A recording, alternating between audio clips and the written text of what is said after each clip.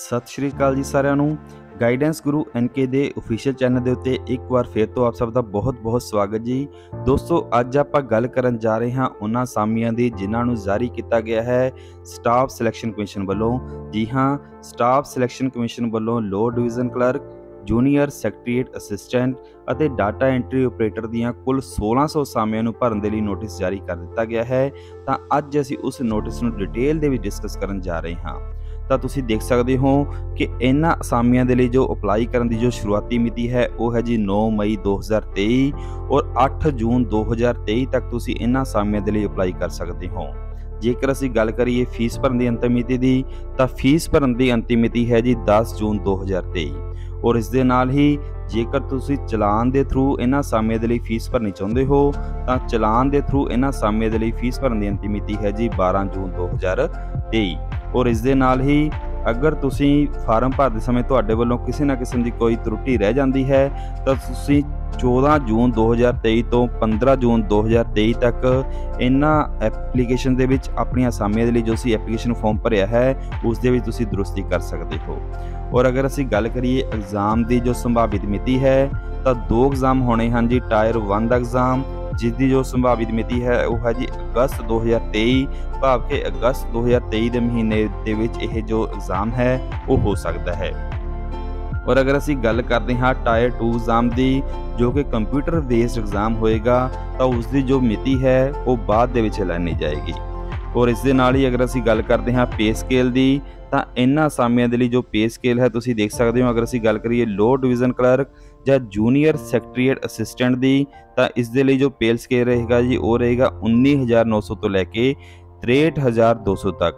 ਔਰ ਇਸ ਦੇ ਨਾਲ ਹੀ ਜੇਕਰ ਅਸੀਂ ਗੱਲ ਕਰਦੇ ਹਾਂ ਡਾਟਾ ਐਂਟਰੀ ਆਪਰੇਟਰ ਦੀ ਤਾਂ ਤੁਸੀਂ ਦੇਖ ਸਕਦੇ ਹੋ ਕਿ ਜੋ ਇਸ ਦੇ ਲਈ ਪੇ ਸਕੇਲ ਹੈ ਉਹ ਹੈ ਜੀ 25,500 ਤੋਂ ਲੈ ਕੇ 81,100 ਤੱਕ। ਔਰ ਇਸ ਦੇ ਨਾਲ ਹੀ 29,200 ਤੋਂ ਲੈ ਕੇ 92,300 ਤੱਕ। ਅਗਰ ਅਸੀਂ ਗੱਲ ਕਰਦੇ ਹਾਂ ਵੈਕੈਂਸੀਜ਼ ਦੀ ਤਾਂ ਤੁਸੀਂ ਦੇਖ ਸਕਦੇ ਹੋ ਕਿ ਇਸ ਦੀਆਂ ਜੋ lower division clerk, junior secretariat assistant ਔਰ ਡਾਟਾ ਐਂਟਰੀ ਆਪਰੇਟਰ ਦੀਆਂ ਜੋ ਕੁੱਲ ਅਸਾਮੀਆਂ ਹਨ ਉਹ ਹਨ ਜੀ 1600। ਔਰ ਇਸ ਦੇ ਵਿੱਚ ਇਹ ਵੀ ਲਿਖਿਆ ਗਿਆ ਕਿ ਕਿਸੇ ਵੀ ਸਮੇਂ ਇਹਨਾਂ ਅਸਾਮੀਆਂ ਦੀ ਜੋ ਗਿਣਤੀ ਹੈ ਉਹ ਘਟਾਈ ਵਧਾਈ ਜਾ ਸਕਦੀ ਹੈ। ਅਗਰ ਅਸੀਂ ਗੱਲ ਕਰਦੇ ਹਾਂ ਰਿਜ਼ਰਵੇਸ਼ਨ ਦੀ ਤਾਂ ਜੋ ਭਾਰਤ ਸਰਕਾਰ ਵੱਲੋਂ ਜੋ ਰਿਜ਼ਰਵੇਸ਼ਨ ਪਾਲਿਸੀ ਅਪਣਾਈ ਗਈ ਹੈ ਤਾਂ ਉਸ ਦੇ ਅਨੁਸਾਰ ਹੀ ਇਹਨਾਂ ਅਸਾਮੀਆਂ ਦੇ ਲਈ ਜੋ ਰਿਜ਼ਰਵੇਸ਼ਨ ਉਹ ਦਿੱਤੀ ਜਾਏਗੀ। ਨੈਸ਼ਨੈਲਿਟੀ ਦੀ ਅਗਰ ਅਸੀਂ ਗੱਲ ਕਰੀਏ ਤਾਂ ਇਹਨਾਂ ਅਸਾਮੀਆਂ ਦੇ ਲਈ ਜਿਹੜੇ ਕੈਂਡੀਡੇਟਸ ਅਪਲਾਈ ਕਰਨਾ ਚਾਹੁੰਦੇ ਹਨ ਉਹ ਭਾਰਤ ਦੇ ਨਾਗਰਿਕ ਹੋ ਸਕਦੇ ਹਨ, ਨੇਪਾਲ ਦੇ ਨਾਗਰਿਕ ਹੋ ਸਕਦੇ ਹਨ, ਭੂਟਾਨ ਦੇ ਨਾਗਰਿਕ ਹੋ ਸਕਦੇ ਹਨ। ਔਰ ਇਸ ਤੋਂ ਇਲਾਵਾ ਸਾਨੂੰ ਕੁਝ ਦੇਸ਼ਾਂ ਦੇ ਨਾਂ ਦਿੱਤੇ ਗਏ ਹਨ। ਅਗਰ ਉਹ ਇਹਨਾਂ ਦੇਸ਼ਾਂ ਤੋਂ ਮਾਈਗ੍ਰੇਟ ਹੋ ਕੇ ਆਏ ਹਨ ਤਾਂ ਉਹ ਵੀ ਇਹਨਾਂ ਅਸਾਮੀਆਂ ਦੇ ਲਈ ਅਪਲਾਈ ਕਰ ਸਕਦੇ ਹਨ। ਹੁਣ ਅਸੀਂ ਗੱਲ ਕਰਦੇ ਹਾਂ ਜੀ ਏਜ ਲਿਮਿਟ ਦੀ ਕਿ ਇਹਨਾਂ ਅਸਾਮੀਆਂ ਤੇ ਅਪਲਾਈ ਕਰਨ ਦੇ ਲਈ ਕਿੰਨੀ ਜੋ ਉਮਰ ਚਾਹੀਦੀ ਹੈ ਤਾਂ ਤੁਸੀਂ ਦੇਖ ਸਕਦੇ ਹੋ ਕਿ ਇਹਨਾਂ ਅਸਾਮੀਆਂ ਦੇ ਲਈ ਜੋ ਘੱਟੋ ਘੱਟ ਉਮਰ ਹੈ ਉਹ ਹੈ ਜੀ 18 ਸਾਲ ਔਰ ਜੋ ਵੱਧ ਤੋਂ ਵੱਧ ਉਮਰ ਹੈ ਉਹ ਹੈ ਜੀ 27 ਸਾਲ। ਭਾਵ ਕਿ ਜੋ ਕੈਂਡੀਡੇਟ ਇਹਨਾਂ ਅਸਾਮੀਆਂ ਦੇ ਲਈ ਅਪਲਾਈ ਕਰਨਾ ਚਾਹੁੰਦਾ ਹੈ ਉਸ ਦਾ ਜੋ ਜਨਮ ਹੈ 2 ਅਗਸਤ 1996 ਤੋਂ ਪਹਿਲਾਂ ਨਹੀਂ ਹੋਣਾ ਚਾਹੀਦਾ ਔਰ 1 ਅਗਸਤ 2005 ਤੋਂ ਬਾਅਦ ਦੇ ਵਿੱਚ ਉਸ ਦਾ ਜਨਮ ਨਹੀਂ ਹੋਇਆ ਹੋਣਾ ਚਾਹੀਦਾ। ਅਗਰ ਅਸੀਂ OBC ਕੈਟੇਗਰੀ ਦੀ ਗੱਲ ਕਰੀਏ ਤਾਂ ਉਸ ਦੇ ਲਈ ਜੋ ਉਮਰ ਹੱਦ ਹੈ ਉਹ ਹੈ ਜੀ 30 ਸਾਲ। ਅਗਰ ਅਸੀਂ ਗੱਲ ਕਰਦੇ ਹਾਂ SC ਦੀ ST ਦੀ ਤਾਂ ਉਸ ਦੇ ਲਈ ਜੋ ਉਮਰ ਹੱਦ ਹੈ ਉਹ ਹੈ 32 ਸਾਲ।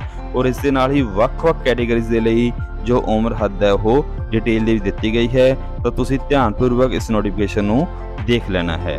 ਔਰ ਇਸ ਦੇ ਨਾਲ ਹੀ ਅਸੀਂ ਗੱਲ ਕਰੀਏ ਕਿ ਕਿਸ ਤਰ੍ਹਾਂ ਦੀ ਜੋ ਪ੍ਰੋਸੈਸ ਰਹੇਗੀ, ਕਿਵੇਂ ਤੁਸੀਂ ਇਹਨਾਂ ਅਸਾਮੀਆਂ ਦੇ ਲਈ ਅਪਲਾਈ ਕਰਨਾ ਹੈ ਤਾਂ ਤੁਸੀਂ ਸਿਰਫ ਤੇ ਸਿਰਫ ਆਨਲਾਈਨ ਮੈਥਡ ਦੇ ਰਾਹੀਂ ਹੀ ਇਹਨਾਂ ਅਸਾਮੀਆਂ ਦੇ ਲਈ ਅਪਲਾਈ ਕਰਨਾ ਹੈ।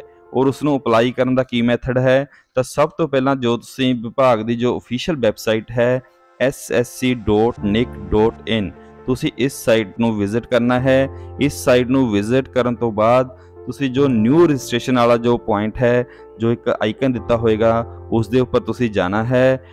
ਉਸ ਦੇ ਉੱਪਰ ਜਾ ਕੇ ਤੁਸੀਂ ਜੋ ਆਪਣਾ ਐਪਲੀਕੇਸ਼ਨ ਫਾਰਮ ਫਿਲ ਕਰਨਾ ਹੈ ਔਰ ਇਸ ਦੇ ਨਾਲ ਹੀ ਜੋ ਤੁਹਾਡੇ ਰਿਕੁਆਇਰਡ ਡਾਕੂਮੈਂਟਸ ਹਨ ਉਹਨਾਂ ਨੂੰ ਅਪਲੋਡ ਕਰ ਦੇਣਾ ਹੈ।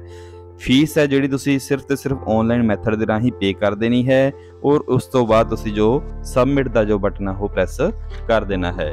ਤਾਂ ਇਹ ਤਰੀਕਾ ਹੈ ਜੀ ਜਦੋਂ ਤੁਸੀਂ ਇਹਨਾਂ ਅਸਾਮੀਆਂ ਦੇ ਲਈ ਅਪਲਾਈ ਕਰਨਾ ਹੈ ਤਾਂ ਸਭ ਤੋਂ ਪਹਿਲਾਂ ਤੁਸੀਂ ਜੋ ਨੋਟੀਫਿਕੇਸ਼ਨ ਆ ਉਸ ਨੂੰ ਡਿਟੇਲ ਦੇ ਵਿੱਚ ਪੜ੍ਹ ਲੈਣਾ ਹੈ ਤਾਂ ਕਿ ਕਿਸੇ ਕਿਸਮ ਦੀ ਜੋ ਗਲਤੀ ਦੀ ਗੁੰਜਾਇਸ਼ ਹੈ ਉਹ ਨਾ ਰਹੇ। ਹੁਣ ਅਸੀਂ ਗੱਲ ਕਰਦੇ ਹਾਂ ਜੀ ਐਪਲੀਕੇਸ਼ਨ ਫੀਸ ਦੀ ਕਿ ਇਹਨਾਂ ਅਸਾਮੀਆਂ ਦੇ ਲਈ ਤੁਹਾਨੂੰ ਕਿੰਨੀ ਫੀਸ ਦਾ ਭੁਗਤਾਨ ਕਰਨਾ ਪਏਗਾ। ਤਾਂ ਤੁਸੀਂ ਦੇਖ ਸਕਦੇ ਹੋ ਕਿ ਜਨਰਲ ਕੈਟੇਗਰੀ, OBC ਭਾਵ ਕਿ ਜੋ ਪਛੜੀ ਸ਼੍ਰੇਣੀ ਦੇ ਕੈਂਡੀਡੇਟਸ ਹਨ ਉਹਨਾਂ ਦੇ ਲਈ, ਔਰ EWS ਭਾਵ ਕਿ ਇਕਨੋਮਿਕਲ ਵੀਕਰ ਸੈਕਸ਼ਨ, ਉਹ ਕੈਂਡੀਡੇਟ ਜਿਹੜੇ ਕਿ ਆਰਥਿਕ ਪੱਖੋਂ ਕਮਜ਼ੋਰ ਵਰਗ ਨਾਲ ਸੰਬੰਧ ਰੱਖਦੇ ਹਨ ਉਹਨਾਂ ਦੇ ਲਈ ਜੋ ਐਪਲੀਕੇਸ਼ਨ ਫੀਸ ਹੈ ਜੀ ਉਹ ਹੈ 100 ਰੁਪਏ। ਔਰ ਇਸ ਦੇ ਇਲਾਵਾ ਜੋ SC ST ਜੋ PWD public person with disability ਔਰ ਵੂਮੈਨ ਦੇ ਲਈ ਕੋਈ ਫੀਸ ਨਹੀਂ ਹੈ।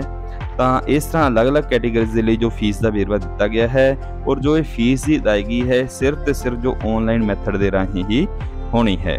ਤਾਂ ਅੱਗੇ ਅਸੀਂ ਦੇਖਦੇ ਹਾਂ ਜੀ ਸੈਂਟਰ ਆਫ ਐਗਜ਼ਾਮੀਨੇਸ਼ਨ ਦੀ। ਤਾਂ ਅਲੱਗ-ਅਲੱਗ ਜੋ ਸੈਂਟਰ ਸਾਨੂੰ ਦਿੱਤੇ ਗਏ ਹਨ, ਬਹੁਤ ਜ਼ਿਆਦਾ ਸੈਂਟਰ ਦੇ ਲਈ ਬਣਾਏ ਗਏ ਹਨ ਜੋ ਕਿ ਅਲੱਗ-ਅਲੱਗ ਰੀਜਨ ਵਾਈਜ਼, ਜਿਸ ਤਰ੍ਹਾਂ ਕਿ ਸੈਂਟਰਲ ਰੀਜਨ ਬਣਾਇਆ ਗਿਆ ਹੈ, ਈਸਟਰਨ ਰੀਜਨ ਬਣਾਇਆ ਗਿਆ ਹੈ, ਕਰਨਾਟਕਾ ਕੇਰਲ ਰੀਜਨ ਬਣਾਇਆ ਗਿਆ ਹੈ, ਮੱਧ ਪ੍ਰਦੇਸ਼ ਸਬ ਰੀਜਨ ਬਣਾਇਆ ਗਿਆ ਹੈ। ਤਾਂ ਅਲੱਗ-ਅਲੱਗ ਰੀਜਨ ਦੇ ਵਿੱਚ ਕਈ ਮਤਲਬ ਜੋ ਜ਼ਿਲ੍ਹੇ ਹਨ ਉਹ ਲਏ ਗਏ ਹਨ ਜਿੱਥੇ ਕਿ ਜੋ ਐਗਜ਼ਾਮੀਨੇਸ਼ਨ ਸੈਂਟਰ ਹੈ ਉਹ ਬਣੇਗਾ। ਸਕੀਮ ਆਫ ਐਗਜ਼ਾਮੀਨੇਸ਼ਨ ਦੀ ਗੱਲ ਕਰਦੇ ਹਾਂ ਜੀ ਕਿ ਕਿਸ ਤਰ੍ਹਾਂ ਜੋ ਤੁਹਾਡਾ ਜੋ ਐਗਜ਼ਾਮੀਨੇਸ਼ਨ ਹੋਣਾ ਹੈ, ਭਾਵ ਕਿ ਤੁਹਾਡੀ ਚੋਣ ਕਿਸ ਤਰ੍ਹਾਂ ਕੀਤੀ ਜਾਣੀ ਹੈ। ਤਾਂ ਇਸ ਦੇ ਵਿੱਚ ਤੁਹਾਡੇ 2 ਐਗਜ਼ਾਮ ਹੋਣੇ ਹਨ, ਟਾਇਰ 1 ਦਾ ਐਗਜ਼ਾਮ ਹੋਏਗਾ ਔਰ ਟਾਇਰ 2 ਦਾ ਐਗਜ਼ਾਮ ਹੋਏਗਾ। ਔਰ ਇਸ ਦੇ ਵਿੱਚ ਇਹੀ ਹੈ ਕਿ ਟਾਇਰ 1 ਔਰ ਟਾਇਰ 2 ਦੇ ਜੋ ਐਗਜ਼ਾਮ ਨੂੰ ਕਲੀਅਰ ਕਰਨ ਤੋਂ ਬਾਅਦ ਤੁਹਾਡਾ ਇੱਕ ਸਕਿੱਲ ਟੈਸਟ ਹੋਏਗਾ, ਟਾਈਪ ਟੈਸਟ ਹੋਏਗਾ, ਉਸ ਤੋਂ ਬਾਅਦ ਡਾਕੂਮੈਂਟ ਵੈਰੀਫਿਕੇਸ਼ਨ ਹੋਏਗੀ, ਔਰ ਫਿਰ ਅਖੀਰ ਤੇ ਕੀ ਹੈ ਜੋ ਮੈਡੀਕਲ ਵੈਰੀਫਿਕੇਸ਼ਨ ਤੁਹਾਡੀ ਉਹ ਕਰਵਾਈ ਜਾਏਗੀ। ਔਰ ਅਗਰ ਅਸੀਂ ਗੱਲ ਕਰੀਏ ਪੇਪਰ ਪੈਟਰਨ ਦੀ ਤਾਂ ਤੁਸੀਂ ਦੇਖ ਸਕਦੇ ਹੋ ਕਿ ਜੋ ਟਾਇਰ 1 ਦਾ ਐਗਜ਼ਾਮ ਹੈ ਇਸ ਦੇ ਵਿੱਚ ਕੁੱਲ 100 ਕੁਐਸਚਨ ਆਣੇ ਹਨ, ਜਿਸ ਦੇ ਵਿੱਚੋਂ ਬੇਸਿਕ ਲੈਂਗੁਏਜ ਭਾਵ ਕਿ ਬੇਸਿਕ ਨੌਲੇਜ ਦੇ ਉੱਤੇ 25 ਕੁਐਸਚਨ ਹਨ ਜਿਸ ਦੇ ਅੰਕ ਹੋਣਗੇ 50, ਜਨਰਲ ਇੰਟੈਲੀਜੈਂਸ ਦੇ ਉੱਤੇ 25 ਪ੍ਰਸ਼ਨ ਆਉਣੇ ਹਨ ਜਿਸ ਦੇ ਅੰਕ ਹੋਣਗੇ 50, ਕੁਆਂਟੀਟੇਟਿਵ ਐਪਟੀਟਿਊਡ ਦੇ 25 ਕੁਐਸਚਨ ਆਣੇ ਹਨ ਜਿਸ ਦੇ ਵੀ ਅੰਕ ਹੋਣਗੇ 50, ਔਰ ਇਸ ਦੇ ਨਾਲ ਹੀ ਜਨਰਲ ਅਵੇਅਰਨੈਸ ਦੇ ਵੀ 25 ਪ੍ਰਸ਼ਨ ਆਉਣੇ ਹਨ ਜਿਸ ਦੇ ਅੰਕ ਹੋਣਗੇ 50। ਤਾਂ ਇਸ ਤਰ੍ਹਾਂ ਟਾਇਰ 1 ਦੇ ਵਿੱਚ ਕੁੱਲ 100 ਪ੍ਰਸ਼ਨ ਆਣੇ ਹਨ ਔਰ ਜਿਸ ਦੇ ਅੰਕ ਹੋਣਗੇ 200 ਅੰਕ ਹੋਣੇ ਹਨ। ਔਰ ਇਸ ਦੇ ਲਈ ਕੀ ਹੈ ਕਿ ਟਾਈਮ ਡਿਊਰੇਸ਼ਨ ਦੀ ਗੱਲ ਕਰੀਏ ਤਾਂ 60 ਮਿੰਟਾਂ ਦਾ ਜੋ ਸਮਾਂ ਹੈ ਟਾਇਰ 1 ਦੇ ਐਗਜ਼ਾਮ ਨੂੰ ਹੱਲ ਕਰਨ ਦੇ ਲਈ ਦਿੱਤਾ ਜਾਏਗਾ। ਔਰ ਅਗਰ ਅਸੀਂ ਗੱਲ ਕਰੀਏ ਟਾਇਰ 2 ਐਗਜ਼ਾਮੀਨੇਸ਼ਨ ਦੀ ਤਾਂ ਤੁਸੀਂ ਦੇਖ ਸਕਦੇ ਹੋ ਕਿ ਟਾਇਰ 2 ਐਗਜ਼ਾਮੀਨੇਸ਼ਨ ਦੇ ਵੀ ਸਾਨੂੰ ਇਹਨਾਂ ਨੇ ਦੱਸਿਆ ਹੈ ਕਿ ਇਸ ਦੇ 2 ਪਾਰਟ ਹੋਣੇ ਹਨ। ਸੈਸ਼ਨ 1 ਦੇ ਵਿੱਚ 135 ਪ੍ਰਸ਼ਨ ਆਣੇ ਹਨ, ਹਰੇਕ ਪ੍ਰਸ਼ਨ ਦੇ 3 ਅੰਕ ਹੋਣੇ ਹਨ ਔਰ ਜੋ ਕੁੱਲ ਅੰਕ ਹੋਣਗੇ ਉਹ ਹੋਣਗੇ ਜੀ 405 ਅੰਕ ਹੋਣਗੇ। ਔਰ ਅਗਰ ਅਸੀਂ ਗੱਲ ਕਰਦੇ ਹਾਂ ਸੈਸ਼ਨ 2 ਦੀ ਤਾਂ ਸੈਸ਼ਨ 2 ਦੇ ਵਿੱਚ ਜੋ ਤੁਹਾਡਾ ਸਕਿੱਲ ਟੈਸਟ ਲਿਆ ਜਾਏਗਾ। ਤਾਂ ਇਸ ਤਰ੍ਹਾਂ ਜੋ ਟਾਇਰ 1 ਔਰ ਟਾਇਰ 2 ਦਾ ਜੋ ਐਗਜ਼ਾਮ ਹੈ ਉਹ ਹੋਣਾ ਹੈਗਾ। ਔਰ ਟਾਇਰ 1 ਟਾਇਰ 2 ਦਾ ਐਗਜ਼ਾਮ ਕਲੀਅਰ ਹੋਣ ਤੋਂ ਬਾਅਦ ਜੋ ਤੁਹਾਡਾ ਇੱਕ ਟਾਈਪ ਟੈਸਟ ਲਿਆ ਜਾਏਗਾ। ਟਾਈਪ ਟੈਸਟ ਦੇ ਵਿੱਚ ਸਕਿੱਲ ਟੈਸਟ ਹੋਏਗਾ ਤੁਹਾਡਾ, ਜਿਸ ਨੂੰ ਵੀ ਤੁਸੀਂ ਲਾਜ਼ਮੀ ਤੌਰ ਤੇ ਪਾਸ ਕਰਨਾ ਹੋਏਗਾ। ਤਾਂ ਦੋਸਤੋ ਇਹ ਸੀ ਕੁਝ ਜਾਣਕਾਰੀ ਤੁਹਾਡੇ ਜੋ ਐਗਜ਼ਾਮੀਨੇਸ਼ਨ ਦੇ ਬਾਰੇ, ਜਿਹਦੇ ਵਿੱਚ ਕੁੱਲ 1600 ਅਸਾਮੀਆਂ ਦੀ ਭਰਤੀ ਹੋਣੀ ਹੈ ਲੋਅਰ ਡਿਵੀਜ਼ਨ ਕਲਰਕ ਦੇ ਲਈ, ਡਾਟਾ ਐਂਟਰੀ ਆਪਰੇਟਰ ਦੇ ਲਈ। ਤਾਂ ਸਾਰਿਆਂ ਨੂੰ ਹੀ ਬੈਸਟ ਆਫ ਲੱਕ। ਜਲਦ ਤੋਂ ਜਲਦ ਤੁਸੀਂ ਇਹਨਾਂ ਪੋਸਟਾਂ ਦੇ ਲਈ ਅਪਲਾਈ ਕਰੋ ਔਰ ਅੱਜ ਤੋਂ ਹੀ ਇਹਨਾਂ ਅਸਾਮੀਆਂ ਦੀ ਜੋ ਤਿਆਰੀ ਦੇ ਲਈ ਜੁੜ ਜਾਓ। ਔਰ ਇਸ ਤਰ੍ਹਾਂ ਦੀਆਂ ਅਸਾਮੀਆਂ ਸੰਬੰਧੀ ਹੋਰ ਜਾਣਕਾਰੀ ਦੇ ਲਈ ਸਾਡੇ ਚੈਨਲ ਨੂੰ ਲਾਈਕ ਕਰੋ, ਸ਼ੇਅਰ ਕਰੋ ਔਰ ਸਬਸਕ੍ਰਾਈਬ ਕਰੋ। Thank you very much.